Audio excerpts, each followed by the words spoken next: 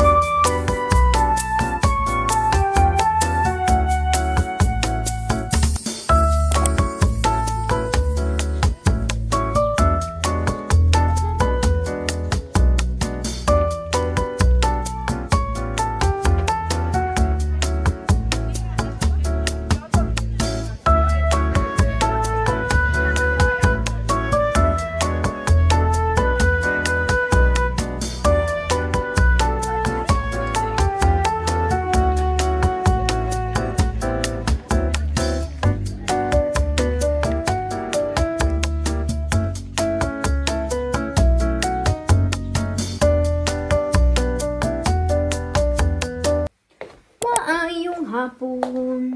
Almost 3 PM na. Nandito na tayo sa bahay.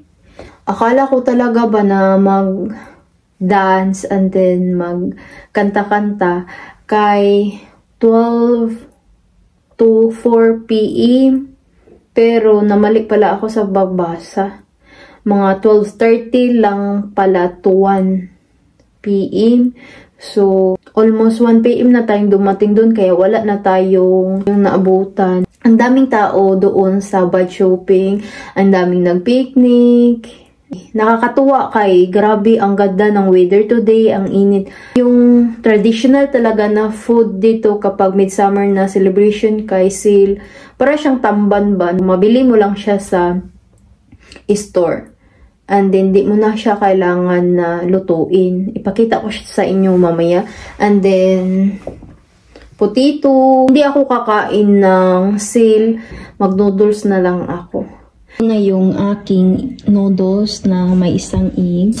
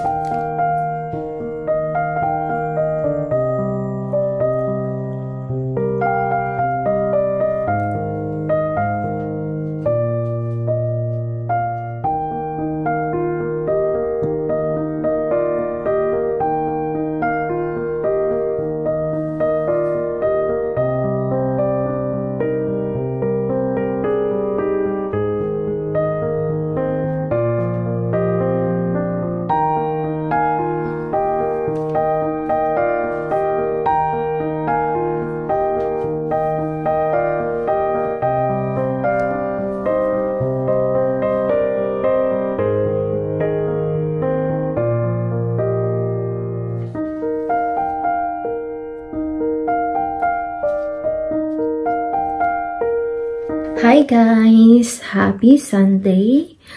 I hope na nag-enjoy kayo sa inyong weekend. And itong book na to na binasa ko, dumating siya nung Friday tapos ina-unbox natin together.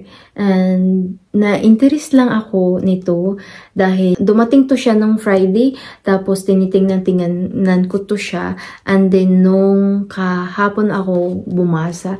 And yung nabasa natin sa ngayon kay chapter 3 na tayo. And then, ang bilis lang, wala akong school. So, ang dami kong time na magbasa nito. Nagbasa ako kahapon sa morning tapos before ako matulog kay naantok talaga ako kapag nagbasa ako kaysa maggamit ako ng phone. Sobra akong interesado nitong book na to dahil extrovert ako and mas okay sa akin na makipag-talk talaga kaysa makikinig. Pero marunong naman akong makinig talaga. Gusto ko lang na mas ma-enhance yung pakikinig ko, yung patience ko, tapos more knowledge and also tips.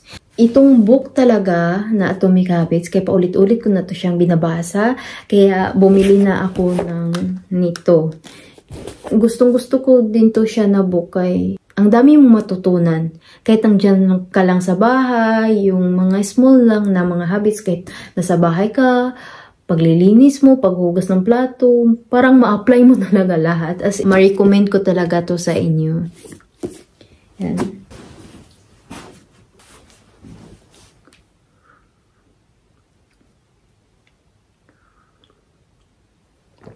Kumusta naman kayo guys? Kung interesado kayo, makakunik kayo sa akin. If you like na makatalk nyo ako sa private, mag-message kayo sa aking Instagram. Ito yung aking Instagram. And if you like or interesado kayo sa aking mga pang-outfit, nandyan yung mga ina-upload ko na mga outfits. So, more focus tayo sa aking Instagram sa aking mga pang-aura, mga OOTD. And then, more about naman sa lifestyle, ma-learn nyo from me, sa inyong ate. Na-happy ako na makipag-talk sa inyo. Gusto ko na may ma-learn tayo lahat. Minsan talaga di man talaga maiwasan na masad tayo. All the time, hindi tayo happy. And then, tinitingnan ko yung mga videos ko, yung pag-talk ko. Tapos, maka-learn din ako kay everyday kasi walang assurance talaga na okay tayo, happy tayo. Kay ganun talaga ang life. Minsan, ma-stress tayo. Ang importante kay sa ngayon talaga, marunong na ako mag-handle sa aking stress and dinidifferentiate ko yung stress. May mga stress lang man na konti, may mga stress din na hindi pwede na mag-move forward tayo, mga ilang days lang, or yung ilang weeks.